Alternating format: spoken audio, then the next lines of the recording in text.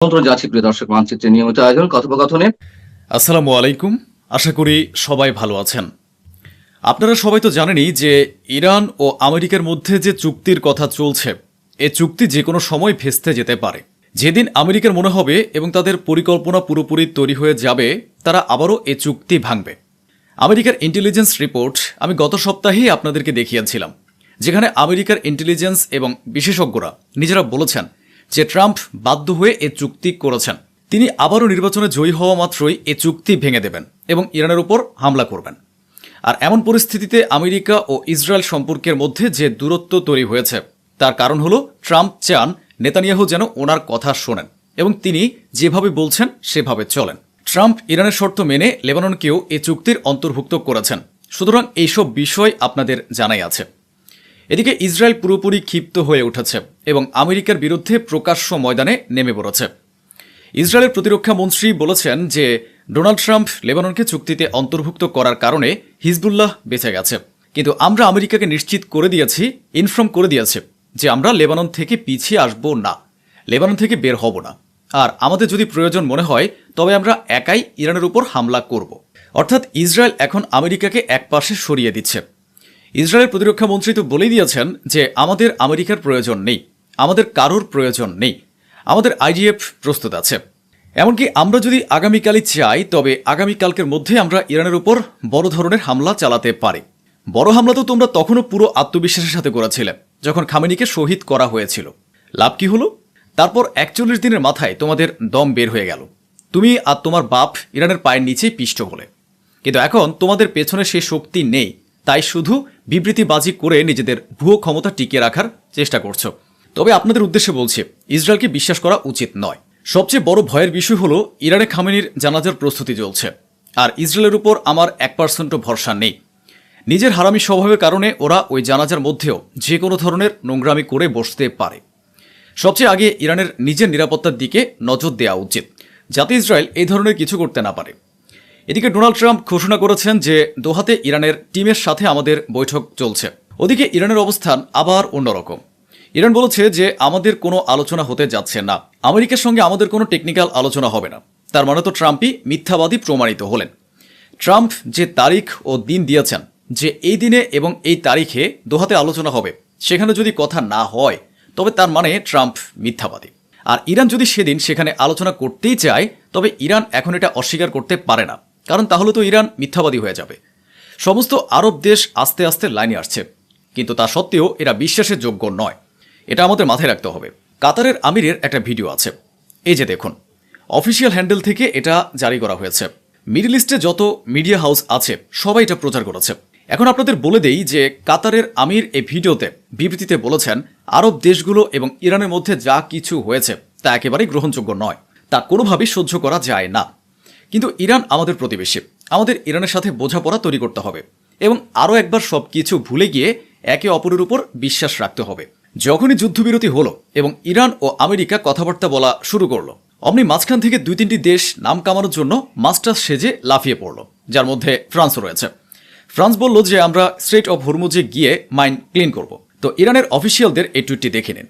তারা সাথে সাথে ফ্রান্স সহ সবাইকে হুমকি দিয়ে দিয়েছে যে এম ও ইউ এর ভেতরে এটা পরিষ্কারভাবে সই করা আছে, চুক্তিতে লেখা আছে যে যদি মাইন সরানো হয়, যদি সমুদ্র থেকে অর্থাৎ স্ট্রেট অফ হরমুজ থেকে পেতে রাখা বোমাগুলো সরানো হয়, তবে তা শুধুমাত্র ইরানের দ্বারাই সরানো হবে, অন্য কোনো দেশ সরাতে পারবে না।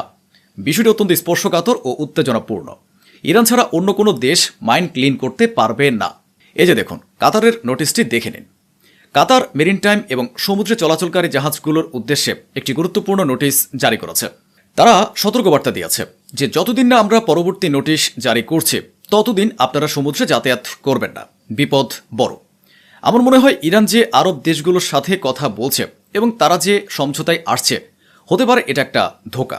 আগে আমেরিকা আলোচনা করার বাহানায় ইরানের উপর হামলা করত এবং আজ পর্যন্ত সেটাই করেছে। এখন আরব দেশগুলো আর আমেরিকা সবাই মিলে ইরানকে জালে ফাঁসাচ্ছে, তাকে বিশ্বের যোগাচ্ছে যে দেখো আমরা তোমাদের সাথে চুক্তি করছি, চুক্তি তো হয়ে গেছে, এখন পরবর্তী আলোচনা হবে। কিন্তু আমার কাছে এটা একটা ধোঁকা মনে হচ্ছে, কারণ কাতার যেখানে ইরানের সামনে নরম ভাব দেখাচ্ছে, সে কাতারের ভেতরেই আমেরিকার যে সামরিক ঘাঁটি রয়েছে, সেখানে ইরানের বিরুদ্ধে আমেরিকার 20টি ট্যাঙ্কার এই মুহূর্তে আজকের তারিখে ঠিক এই সময়ে যখন আপনারা এটি দেখছেন তখনও মোতায়েন রয়েছে, মুভমেন্ট হচ্ছে, মিডল ইস্টে অস্ত্রের মুভমেন্ট লক্ষ্য করা যাচ্ছে। সুতরাং স্বাভাবিকভাবেই কিছু একটা তো পাকছেই। ট্রাম্পের বক্তব্য শুনলে শুধু হাসি আসে এবং সে পুরো বিশ্বে হাসির পাত্র হয়ে দাঁড়িয়েছে। এখন এই গোলাপি শুয়োর নিজে ক্রেডিট নিয়ে বলেছে যে আমি ইরানের সাথে চুক্তি করেছি বলেই তেলের দাম কমছে। এখন তাকে গিয়ে কেউ জিজ্ঞেস করুক যে আরে ভাই, তেলের দাম তো আগেই কম ছিল, তুই খামেনির উপর হামলা করলি, ওনাকে শহীদ করলি এবং ইরানের আলাদা আলাদা এলাকায় হামলা চালিয়ে দিলি, তখনই তো তেলের দাম বাড়লো। তো তেলের দাম বাড়ার কারণ তো তুই নিজে, আর এখন তুই চুক্তি করলি আর তেলের দাম কমে গেল, তো এতে নতুন কি আছে? ইসরায়েলের সাইবার সেল ডিপার্টমেন্টের বক্তব্য হলো ইরানের সাথে যুদ্ধের পর ইরানের পক্ষ থেকে ইসরায়েলের উপর সাইবার অ্যাটাক অনেক বেড়ে গেছে। ওদিকে কিছু একটা পাকছে যার প্রভাব স্ট্রেট অফ হরমুজে দেখা যাচ্ছে। স্ট্রেট অফ হরমুজে ট্রাফিক কমে গেছে, জাহাজগুলো যাতায়াত বন্ধ করে দিয়েছে, খামেনির জানাজার প্রস্তুতি চলছে, ইরান নিজের নিরাপত্তার দিকে কড়া নজর রাখছে। কিন্তু আমার বুক ধুরুধুরু করছে। ইরানের পররাষ্ট্রমন্ত্রী ইরাকে পৌঁছেছেন, ইরাকের গভর্নরের সাথে দেখা করেছেন এবং ভেতরের খবর হলো বলা হচ্ছে যে ইরানের সুপ্রিম লিডার শহীদ খামেনির জানাজা ইরাকেও যাবে, ইরানের বিভিন্ন শহর হয়ে তা ইরাকে যাবে এবং ইরাকের কারবালাতেও নিয়ে যাওয়া হবে। তো এটা অনেক বড়, মানে একটা বিশাল ইভেন্ট হয়ে গেছে। আর ইভেন্ট যত বড় বিপদও তত বড়। আমেরিকা আর ইসরায়েল কিছু একটা করে না বসে, তা সে ইরাকের মাটি দিয়ে হোক না কেন। এখন দেখার বিষয় এটা যে ইরান এটা কিভাবে ম্যানেজ করে। খোদ আমেরিকা পরিষ্কার করে দিয়েছে যে মিডল ইস্টে এখনও আমাদের 5,000 সৈন্য মোতায়েন রয়েছে। সুতরাং এই সমস্ত বিষয় সামনে আসছে যা দেখে আমরা বলতেই পারি যে ভাই, আমেরিকার উপর একদমই ভরসা করা উচিত নয়। যে কোনো সময় আরও একবার এই শয়তান ইরানের সাথে ধোঁকাবাজি এবং প্রতারণা করতে পারে। ইরানের প্রেসিডেন্ট পেজেশকিয়ান টুইট করে বলেছেন যে আমেরিকা যদি সমস্ত লিখিত চুক্তি মেনে চলে তবে আমরাও আমাদের প্রতিশ্রুতি রক্ষা করব, আর আমেরিকা যেন হুমকি দেওয়া বন্ধ করে। বাহরাইন কতটা হারামিপনা করেছে তা পুরো মুসলিম উম্মাহ খুব ভালো করেই জেনে গেছে। এখন প্রথমবারের মতো ইরান নিজে বাহরাইনকে স্পষ্ট জানিয়ে দিয়েছে। ইরান এই বিষয়টিকে পাবলিক ডোমেনে নিয়ে এসেছে যে আমরা বাহরাইনকে কড়া সতর্কবার্তা দিয়েছি যে আমেরিকার পক্ষ যেন না নেয়, রেড লাইন পার না করে এবং নিজের সীমার মধ্যে থাকে। আপনারা বলবেন যে ভাই এটা আবার কেমন কথা? আসল কথা হলো বাহরাইনের মাটি ব্যবহার করে আমেরিকা ইরানের উপর বড় ধরনের হামলা চালাচ্ছে এবং আজ পর্যন্ত চালিয়েছে। গত হামলাগুলো সে বাহরাইন থেকেই লঞ্চ করেছিল। তাহলে ইরান কেন বাহরাইনের উপর ক্ষিপ্ত হবে না? তাই ইরান বাহরাইনকে শেষ সতর্কবার্তা দিয়ে দিয়েছে। ইরানের জুডিশিয়ারি চিফ বলেছেন যে আমরা আমেরিকার বিরুদ্ধে হিউম্যান রাইটস মামলা করব এবং আমাদের দেশের ভেতরে যারা দেশের গাদ্দার তাদের সম্পত্তি বাজেয়াপ্ত করব, আমরা তাদের শাস্তি দেব। এখন আমেরিকার সিনেটররাও পরিষ্কার ইঙ্গিত দিচ্ছেন যে তাদের নিয়ত আসলে কি। মার্কিন সিনেটর বলেছেন আমাদের ইরানের উপর আরও হামলা চালানো উচিত, আমাদের ইরানের সাথে কোনো চুক্তির প্রয়োজন নেই, বরং আগের চেয়েও এখন বেশি করে ইরানের উপর হামলা চালানো উচিত। এদিকে ভারতকেও ইরান নিজের মনে করে আয়াতুল্লাহ সৈয়দ আলী খামেনির জানাজায় আমন্ত্রণ জানিয়েছে, যা আমার মতে ইরান ভুল করেছে। আমন্ত্রণ জানানো তো দূরের কথা, ওদের দিকে ফিরেও তাকানো উচিত ছিল না। তোমরা কাকে আমন্ত্রণ জানাচ্ছ ভাই, যে তোমাদের সুপ্রিম লিডারের শাহাদাতের পর নিজের ঠোঁট বন্ধ রেখেছিল, ট্রাম্পের পক্ষ নিয়েছিল এবং আজ মোদি ও তার লোকজন এক পায়ে দাঁড়িয়ে আমেরিকার পক্ষ নেবে, আর তারা ইসরায়েলকে ফাদারল্যান্ড বানিয়ে এসেছে। কিন্তু তা সত্ত্বেও ইরান বড় মন দেখিয়েছে। অন্যদিকে স্বভাব থেকে বাধ্য হয়ে ইসরায়েল আর কী বা করবে? দৃশ্য আপনাদের সামনে। ইসরায়েল গাজায় আরও একবার সাধারণ মানুষের উপর, মাসুম ও নিরস্ত্রদের উপর বোমা বর্ষণ করেছে। এ হামলায় মাত্র কয়েক ঘন্টার মধ্যে 8 জন শহীদ হয়েছেন। যাই হোক, এখন এটা স্বাভাবিক ব্যাপার হয়ে দাঁড়িয়েছে। মুসলমানরা এখন চুপ হয়ে গেছে। আর মুসলমানরা যদি কথা বলেও তবে আপনি বলছেন, আমি বলছি, কিংবা আমাদের আশেপাশের মানুষজন বলছে। কিন্তু একটু আরবদের দিকে নজর দিন। এই আরবদের রক্ত যেন পানি হয়ে গেছে। এরা তো নিজেদের আরব দেশগুলোর জন্যই মুখ খুলছে না।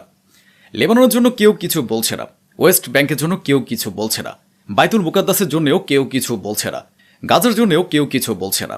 কিন্তু আমাদের ইরানের উপর আঙুল তুলতে হবে, কারণ ইরান শিয়া, মানে একটা বিশেষ সম্প্রদায়ের প্রতি আমাদের মনে এতটাই ঘৃণা যে যেহেতু ইরান শিয়া, তাই তারা যদি নিজেদের মাথা কেটে থালাতেও সাজিয়ে দেয় তাও আমরা বলবো না ভাই সাহেব, মজা পাওয়া গেল না। দেখুন, গলাটা ঠিকঠাক কাটা হয়নি, কাটাটা কেমন যেন বাঁকা হয়েছে। দেখুন, চামড়াটা তো তেজরা হয়ে গেছে, ছুরিটা সোজা চলেনি। আরে গলাটা যদি কাটলই তাহলে ঠিকঠাক কাটতে পারলো না কেন? এরা তো শালা শিয়া। আজকের দিনে এটাই সত্যি। মনে রাখবেন, ইসলামের এখন ঐক্যের প্রয়োজন, আপনার আর আমার ঐক্যের প্রয়োজন। আমরা নিজেদের মধ্যে একে অপরকে কাফের কাফের বলে খেলছে, আর আসল কাফেররা আমাদের 12টা বাজাচ্ছে। এটাই আসসালামু তেরো আলাইকুম। সত্য। বাংলাদেশ সেনাবাহিনীর বিরুদ্ধে ক্রমাগত মিথ্যা অপপ্রচার চালাচ্ছে ভারতীয় গণমাধ্যম। গুদি মিডিয়ার পাশাপাশি বিজেপি পন্থী অ্যাক্টিভিস্টরা, সাংবাদিকরা এবং ইন্ডিয়ান নেটিজেনরা বাংলাদেশ সেনাবাহিনীকে টার্গেট করেছে। বাংলাদেশ সেনাবাহিনীতে নাকি ইসলামীকরণ হচ্ছে, বাংলাদেশ সেনাবাহিনী নাকি ইসলামে ফিরে যাচ্ছে, ধর্মীয় চেতনার দিকে যাচ্ছে। শুধু বাংলাদেশ সেনাবাহিনী নয়, বাংলাদেশের সেনাপ্রধান দাড়ি রাখায় এই ঘটনাকে নজিরবিহীন বলছে ভারতীয় বুদ্ধিজীবীরা। বাংলাদেশের কোন সেনাপ্রধানের নাকি দাড়ি ছিল না, দাড়ি রেখে যেন বড় পাপ করে ফেলেছে বাংলাদেশের সেনাপ্রধান। দিল্লির দাদারা বড়ই অসন্তুষ্ট। আমরা আজকে বাংলাদেশ সেনাবাহিনী সম্পর্কে অনেকগুলো সুখবর দিব। প্রথম সুখবরটি দিচ্ছি, দীর্ঘ বঞ্চনার দীর্ঘ অধ্যায় শেষে ফিরে পেলেন মর্যাদা ও অধিকার। আপনারা ছবিতে বাংলাদেশ সেনাবাহিনীর দুইজন মেধাবী অফিসারকে দেখছেন, যাদেরকে চাকরিচ্যুত করেছিল শেখ হাসিনা ভারতের নির্দেশে। শুধু এই দুইজন নয়, শুধু এই দুইজন নয়, 150 জন অফিসার, যাদেরকে 2009 থেকে 2024 সাল পর্যন্ত বিভিন্ন অজুহাত দেখিয়ে সরকারি চাকরি থেকে, সেনাবাহিনী থেকে বাধ্যতামূলক অবসরে পাঠানো হয়েছিল। তাদের বেতন ভাতা দেয়া হয়নি, তাদের পদ পদবি দেয়া হয়নি, সব অধিকার থেকে তাদেরকে বঞ্চিত করা হয়েছিল। সর্বশেষ বছরের পর বছর অপেক্ষা ও বঞ্চনার পর অবশেষে স্বীকৃতি পেলেন সশস্ত্র বাহিনীর কয়েকজন সিনিয়র অফিসার। প্রতিরক্ষা মন্ত্রণালয়ের সর্বশেষ প্রজ্ঞাপনে 150 জন অফিসারকে স্বাভাবিক অবসর, ভূতাপেক্ষ পদোন্নতি এবং বকেয়া আর্থিক সুবিধা দেয়া হয়েছে। এর মধ্যে রয়েছেন লেফটেন্যান্ট জেনারেল পদমর্যাদার 2 অফিসার সহ অনেক উচ্চ পদস্থ অফিসার। প্রিয় দর্শক, বাংলাদেশ সেনাবাহিনীর উপরে সবচেয়ে বড় আঘাত এসেছিল বিডিআর বিদ্রোহের নাম করে। বাংলাদেশ সেনাবাহিনীর মেরুদণ্ডকে ভেঙে দেওয়ার ঘটনা ঘটেছিল। কোন যুদ্ধ ছাড়া বাংলাদেশ সেনাবাহিনীর সবচেয়ে সাহসী চৌকস অফিসারদেরকে একদিনে হত্যা করা হয়েছিল। তারপর সেই হত্যাকাণ্ডে যারা প্রতিবাদ জানিয়েছিল, দফায় দফায় তাদেরকে কখনো জঙ্গি অপবাদ দিয়ে, কখনো মিথ্যা অপবাদ দিয়ে সেনাবাহিনী থেকে সরিয়ে দেওয়া হয়েছিল। আজকের এই ঘটনার মাধ্যমে জীবিত অফিসারদের সাথে একটা সুবিচার করা হয়েছে। আজকে বাংলাদেশ সেনাবাহিনীর বিরুদ্ধে যারা অভিযোগ করছে বাংলাদেশ সেনাবাহিনী নাকি ইসলামীকরণ হচ্ছে, সেই দাদাদের সেনাবাহিনীর দিকে আমরা যদি তাকাই, আপনি তাদের রেজিমেন্টের নাম দেখুন, তাদের স্লোগানগুলো দেখুন। রাজপুতনা রাইফেলস, রাজা রামচন্দ্রের জয় হলো তাদের স্লোগান। রাজপুত রেজিমেন্ট স্লোগান হলো বলো বজরং, বজরং বলির জয়। ডোগরা রেজিমেন্ট জালা মাতার জয়। গরোয়ার রাইফেলস বদ্রী বিশালের জয়। বিভিন্ন দেব দেবতার নামে জয়গান গায় যারা, তারা আমাদেরকে শিখায় আমরা যেন সেকুলার হই, আমরা যেন ইসলামিক না হই। গোর্খা রেজিমেন্টের স্লোগান জয় মা কালী, আয়ো গোখারলি। প্রিয় দর্শক, সাম্প্রতিক সময়ে বাংলাদেশ সেনাবাহিনীতে একটা বড় ডিসিশন হয়েছে। সেনাবাহিনীতে যে অগ্নি পূজা চলছিল সেটা বন্ধ করে দেওয়া হয়েছে। শিখা অনির্বাণ নিভিয়ে দেওয়া হয়েছে। শিখা অনির্বাণ, শিখা চিরন্তন নামে যেই দেশে একজনও অগ্নি পূজারী নেই, সেই দেশে অগ্নি পূজা, এই শিরিকের কালচার কার নির্দেশে কিভাবে এসেছিল আমরা জানি না।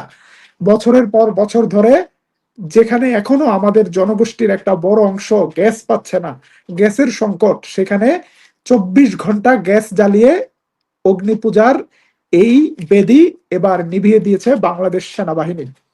এবং তাতে ওপার বাংলার কিছু দাদাদের পাশাপাশি এপার বাংলায় ভারতের কিছু দলদাস, তারাও প্রশ্ন তুলছে কেন শিখা অনির্বাণ নিভিয়ে দেয়া হলো। শিখা অনির্বাণের সাথে আমার কোন কালচার।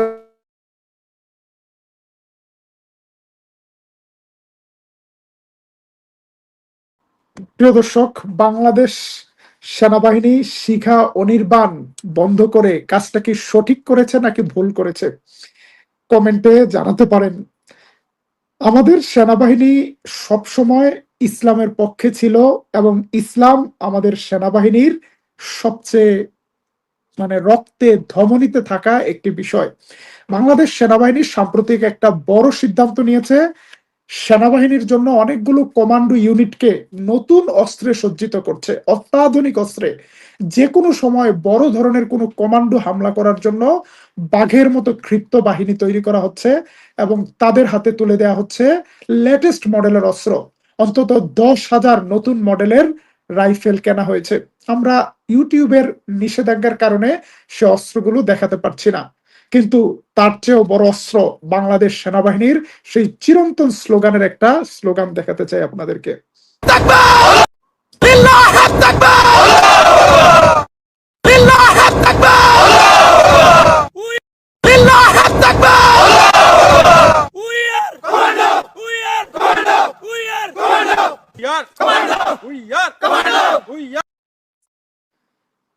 প্রিয় দর্শক, বাংলাদেশের শহীদ প্রেসিডেন্ট জিয়াউর রহমান একজন কমান্ডো ছিলেন। একজন কমান্ডো সেনাবাহিনীর স্বাভাবিক সৈন্যদের চেয়ে আরো অনেক কঠিন প্রশিক্ষণ নেয় এবং মাতৃভূমির প্রয়োজনে সবচেয়ে কঠিন অপারেশনে যাচ্ছে। বাংলাদেশ সেনাবাহিনী তার কমান্ডোর সংখ্যা বাড়াচ্ছে, প্রশিক্ষণ বাড়াচ্ছে, সরঞ্জাম বানাচ্ছে।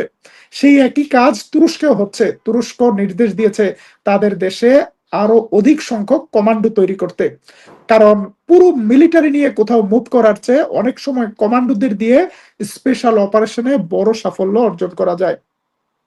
সাম্প্রতিক সময়ে বাংলাদেশ সেনাবাহিনী নিয়ে যে বিতর্কগুলো তোলার চেষ্টা করছে ভারত, সেই জায়গায় আমরা বলতে চাই বাংলাদেশ সেনাবাহিনীতে ইসলাম প্রথম থেকেই ছিল। ইসলামের সাথেই এই সেনাবাহিনীর যাত্রা। আমাদের সৈন্যরা শপথ নেয় সর্বশক্তিমান আল্লাহর নামে। চলুন আমরা একটা শপথ অনুষ্ঠান দেখে আসি। আমি সর্বশক্তিমান আল্লাহর নামে সশ্রদ্ধ চিত্তে শপথ করিতেছি যে আমি গণপ্রজাতন্ত্রী বাংলাদেশ ও বাংলাদেশের সংবিধান এবং রাষ্ট্রপতির প্রতি অকৃত্রিম বিশ্বস্ততা ও আনুগত্য পোষণ করিব। আমি আপনারা দেখেছেন যে অনুষ্ঠানে সর্বশক্তিমান শপথ অনুষ্ঠানে সর্বশক্তিমান আল্লাহর প্রতি শপথ করছে। আল্লাহ এবং ইসলাম বাংলাদেশ সেনাবাহিনীর একটি গুরুত্বপূর্ণ অংশ। প্রিয় দর্শক, শপথ অনুষ্ঠানে একজন টুপিওয়ালা দাড়িওয়ালা মানুষকে দেখা যাচ্ছে। কেউ চিনতে পারলে কমেন্টে জানাতে পারেন এই ব্যক্তিটি কে। দাড়ি টুপিওয়ালা মানুষরা গত 17 বছর এই ধরনের অনুষ্ঠানে আমন্ত্রিত হয়নি। তাদেরকে দেখেও দাদাদের অনেক জ্বলছে, তাতে আমাদের কিছু যায় আসে না। চলুন বাংলাদেশ সেনাবাহিনীর আরেকটা ভিডিও দেখাই।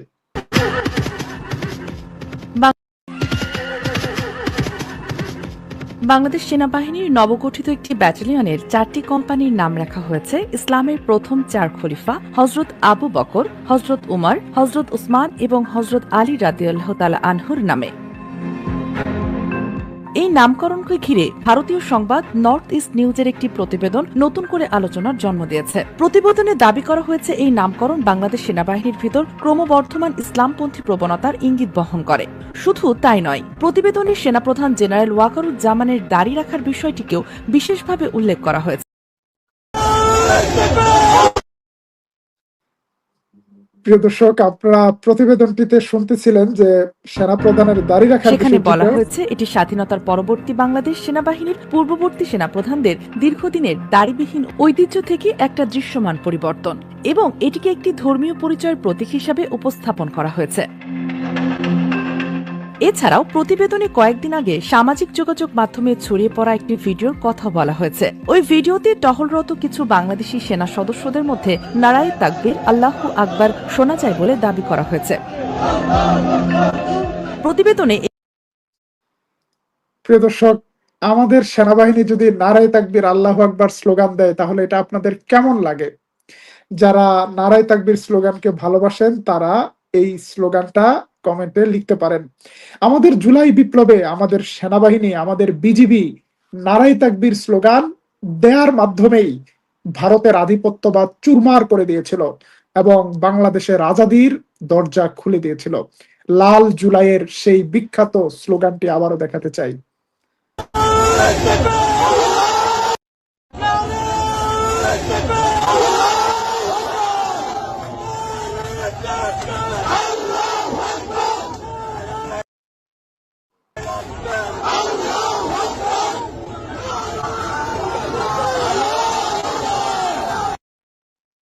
সিপাহী জনতার বিপ্লবে বেরিয়ে এসেছিলেন জেনারেল জিয়াউর রহমান, ভারতের কৃষকদের হাত থেকে নেমেছিলেন জনতার সাথে রাজপথে। ঠিক তেমনি ভাবে আপনারা যদি ইরানের ইসলামী বিপ্লবের ইতিহাস শুনেন, ইরানের আমেরিকার দালাল বাদশাহ রেজা শাহ পাহলভি যখন ইরানের অসংখ্য মানুষকে গুলি করে হত্যা করেছিল, তখন ইরানের সেনাবাহিনীর একটি অংশ বিদ্রোহ করেছিল। তারা জনতার সাথে এসে নারায়ে তাকবীর স্লোগান দিয়েছিল। তারা আনুগত্য ত্যাগ করেছিল আমেরিকার পদলোহী রেজা শাহ পাহলভীর প্রতি। তারা জনতার কাতারে নেমে এসেছিল। আমাদের বাংলাদেশের সীমান্তরক্ষী বাহিনীর এই স্লোগান আমাদের আরেকটি বিপ্লবের স্লোগান। আমাদের বিজেপিকে গত 17 বছর দুই হাতে চুরি পরিয়ে রেখেছিল ভারত, চুরি পরিয়ে রেখেছিল, এবং ভাই ফোটার নামে আমাদের বিজেপিকে সীমান্তে ফোটা দেয়া হতো। আমাদের বিজেপিকে সীমান্তে নিয়ে রাখি বন্ধনের নামে হাতে রাখি পরিয়ে দিত, যেখানে পাখির মতো গুলি করে আমাদের সীমান্তে বাংলাদেশিদের হত্যা করা হতো। শুধু বাংলাদেশি নাগরিক নয়, শুধু ফেলারিকে সীমান্তে ঝুলিয়ে রাখা নয়, বাংলাদেশ বর্ডার গার্ডের একজন সদস্যকে মেরে দাঁতগুলো ভেঙে পাঠিয়েছিল বাংলাদেশে। তার একটা প্রতিবাদ করতে পারেনি বিজেপি। সেই বিজেপি আজকে সীমান্ত রক্ষার জন্য কিভাবে সাহসিকতার সাথে ভূমিকা পালন করছেন সেটা যদি আপনারা দেখতেন। আজকে মেহেরপুর সীমান্তে, চাপাই নবাবগঞ্জ সীমান্তে, প্রত্যেকটি সীমান্তে বিজেপি ভারতীয় পুশিনকে রুখে দিচ্ছে। বিজেপির সাথে রয়েছে বাংলাদেশের সাধারণ মানুষ। দেখুন সীমান্ত এলাকার পরিস্থিতি কি অবস্থা। আমরা আপনাদেরকে সীমান্ত এলাকার একটা ভিডিও দেখানোর চেষ্টা করছি।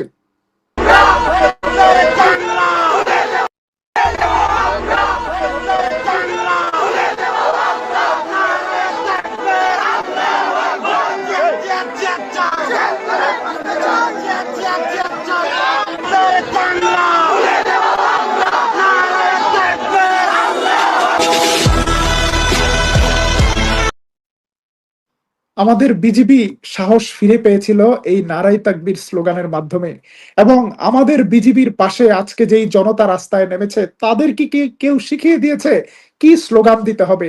বাংলার মানুষ জানে কোন স্লোগান শুনলে দাদাদের ধুতি কাঁপে, কোন স্লোগানে আমাদের সীমান্তগুলো নিরাপদ থাকবে। আজকে বড় আক্ষেপ লাগে, বাংলাদেশ সরকার 1100 টন আম পাঠিয়েছে বাংলাদেশের প্রতিবেশী মুখ্যমন্ত্রীদের অফিসে, শুভেন্দুর অফিসে, হেমন্তর অফিসে, মানিক দাদার অফিসে, ত্রিপুরার, যারা প্রতিনিয়ত বাংলাদেশি মিথ্যা অপবাদ দিয়ে ভারতীয় মুসলমানদেরকে বাংলাদেশের সীমান্তে ঠেলে পাঠাচ্ছে। শুভেন্দু ঘোষণা করেছে বাংলাদেশে নাকি 10,000 ভারতীয় মুসলমানকে পাঠিয়েছে, আরো 40,000 ভারতীয় মুসলমানকে পাঠাবে। আজকে এই ম্যাঙ্গো, এই আম পাঠানো দরকার ছিল আমাদের সীমান্ত রক্ষায় যারা বিনিদ্র রজনী পাহারা দিচ্ছে সেই বিজিবির ক্যাম্পে। বাংলাদেশের প্রত্যেকটি বিজিবির ক্যাম্পে বাংলাদেশ সরকারের উচিত চাপাই নবাবগঞ্জের, সাতক্ষীরার ভালো ভালো আম পাঠানো। আম যাচ্ছে কলকাতায়, আম যাচ্ছে ত্রিপুরায়, আম যাচ্ছে আসামে। বড় আক্ষেপের বিষয়। দেখুন আজকে আমাদের বাংলাদেশকে নিয়ে কি কথা বলছে শুভেন্দুরা। আফগানিস্তান, তাজিকিস্তান, অখণ্ড ভারত চাই, পূর্ণাঙ্গ ভারত। আফগানিস্তান, তাজিকিস্তান, চীনের একটা অংশ, ব্রহ্মদেশ, ভুটান, নেপাল, মিয়ানমার, বাংলাদেশ, পাকিস্তান, বিরাট ভারত। এই স্বপ্ন নিয়ে আমরা সবাই 2 দিনের বৈরাগী ভাতের কয় অন্ন। পশ্চিমবঙ্গের ক্ষমতা এসেছে ভোট জালিয়াতি করে, এখন আফগানিস্তান চায়, পাকিস্তান চায়, তাজিকিস্তান চায়, আরো কতকিস্তান চায়। সাম্প্রতিক সময় একটা ছবি পেলাম, দাদা বসে আছেন একটা প্রাণী নিয়ে, তো এই প্রাণীটার নাম কি আমি জানি না, এটা কি ছাগল নাকি পাঠা? আপনারা ছবিতে কয়টা ছাগল বা পাঠা দেখছেন কমেন্টে জানাতে পারেন। শুভেন্দু দাদাকে ভদ্র ভাষায় একটা উত্তর দিয়েছে আমাদের বাংলাদেশ সেনাবাহিনীর সাবেক অফিসার জেনারেল জিয়ার বন্ধু, বিএনপির অন্যতম প্রতিষ্ঠাতা, এলডিপির বর্তমান নেতা কর্নেল অলি আহমেদ, ভদ্র ভাষায়। এই ক্যালকাটার এই সার সুগেন্দু যখন যা ইচ্ছা তাই বলে। আমরা তো বলি না ত্রিপুরা নিয়ে নেব, ত্রিপুরা তো নিয়ে নেওয়া আমাদের জন্য সহজ। আমরা তো বলি না আসাম। প্রিয় দর্শক, কেন ত্রিপুরার কথা বলেছে এটা একটু বলতে চাই। আপনারা অনেক সময় রংপুর নিয়ে যাবে, চট্টগ্রাম নিয়ে যাবে এইসব ভয় দেখায়। চট্টগ্রাম নাকি ফেনী নদীর থেকে একটু দখল করলে চট্টগ্রাম দখল হয়ে যাবে। আজকে বাংলাদেশের মানচিত্রটা ভালো করে দেখবেন। একদিকে তাকাবেন হবিগঞ্জের দিকে, আরেক দিকে তাকাবেন বাংলাদেশের বান্দরবানের দিকে। পুরো ত্রিপুরাটা বাংলাদেশের পেটের ভিতরে। বাংলাদেশ চাইলে ত্রিপুরা নেওয়া খুব বেশি সময়ের কাজ নয়।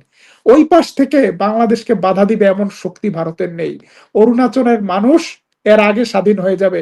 স্বাধীন হবে কি, অরুণাচল তো নিয়েই যাচ্ছে চীন। সেই বিষয়ে আর একটা প্রতিবেদন দেখাবো। যদি ভারত কোনোদিন তেরিবেরি করে, আমাদের জন্য ত্রিপুরা নেওয়া ওয়ান টুর ব্যাপার, কিন্তু আমরা সেই দিকে যেতে চাই না বা চিন্তা করছি না, সেটাই বলছেন কর্নেল অলি আহমেদ। নিয়ে নেব, আমরা তো বলছি না মেঘালয় নিয়ে নেব। আমরা বলি আমাদের ভূখণ্ডে আমরা শান্তিতে থাকতে চাই। তোমরা তোমাদের ঘরে থাকো, আমরা আমাদের ঘরে থাকি। আমরা যারা আল্লাহ আল্লাহ রসুলের নির্দেশিত পথে চলি।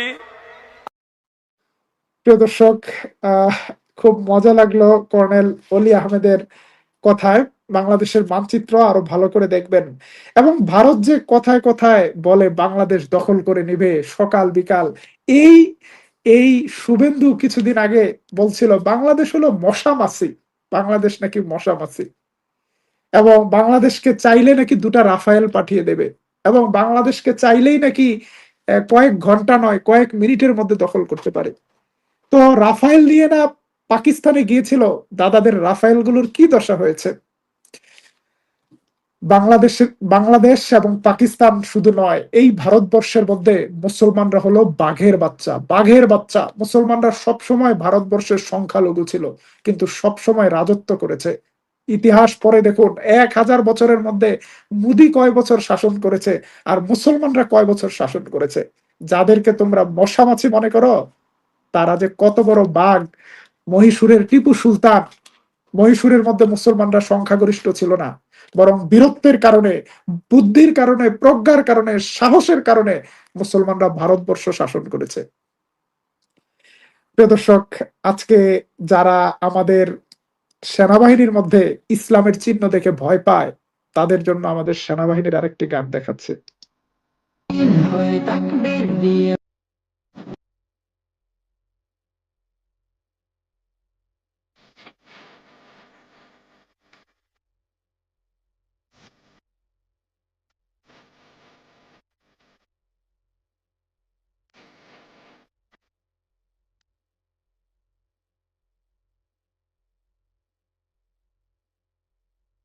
প্রিয় দর্শক, আপনারা নিশ্চয়ই পতাকা গুলো দেখছেন, প্রতিটি পতাকায় কালেমা রয়েছে। সাম্প্রতিক সময়ে কালেমার পতাকা নিয়ে একটা বিতর্ক দেখা গিয়েছে। যখন বিশ্বকাপ খেলা চলছে, তখন কোন একটা মহলের প্ররোচনায় বাংলাদেশে একটা কালেমার পতাকার নামে বিভিন্ন নিষিদ্ধ ঘোষিত দলের পতাকাও সরানো হয়েছে। কালেমার পতাকার প্রতি বাংলাদেশ সরকারের, বাংলাদেশের সেনাবাহিনীর, বাংলাদেশের জনগণের কারো কোনো নেগেটিভ মনোভাব নেই, কিন্তু আমাদের সাবধান থাকতে হবে। কোন নিষিদ্ধ ঘোষিত গোষ্ঠীর পতাকা তুলে বাংলাদেশকে কেউ যেন জঙ্গির দেশ না বলতে পারে। আমাদের সেনাবাহিনী কালেমার প্রতি, আমাদের রাসূল সাল্লাল্লাহু আলাইহি ওয়াসাল্লামের প্রতি অনুগত। আপনাদের আরেকটা ভিডিও দেখাবো, আপনাদের খুব ভালো লাগবে। আমাদের সেনাবাহিনী রবীন্দ্রনাথের সঙ্গীত নয়, তারা যখন ডিউটিতে যাচ্ছে, তাদের গাড়ির ভেতরে তারা রাসূল সাল্লাল্লাহু আলাইহি ওয়াসাল্লামের দরুদ শরীফ এবং নাতে রাসূল তেলাওয়াত করছে, দেখুন।